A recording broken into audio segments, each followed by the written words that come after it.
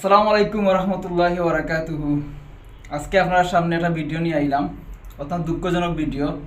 আপনারা দেখবা, আজকে আপনারা সব কিছু আলোচনা করলাম। একজন প্রতারক আপনারা স্ক্রিনের সামনে দেখবা, যে উনি উনি আর উনার স্ত্রী, তারা দুইজনে মিলিয়া প্রতারক চক্র। তারা আমাদের বাংলাদেশ থেকে প্রতারণা করিয়া এবং ইটালির ভিসা হইয়া অনেকের কাছ থেকে তারা টাকা আত্মসাৎ করছে।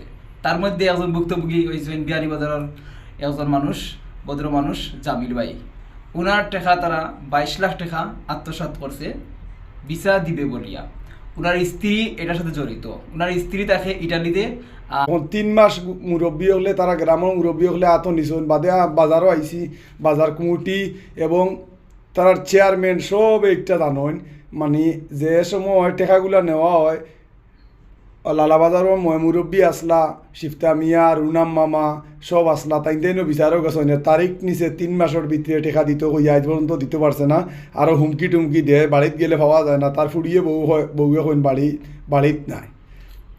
তো আপনারা উন্ডা যে ভুক্তভোগীর মুখ থেকে আপনারা শুনছেন যিনি এই বিষয়ে জড়িত।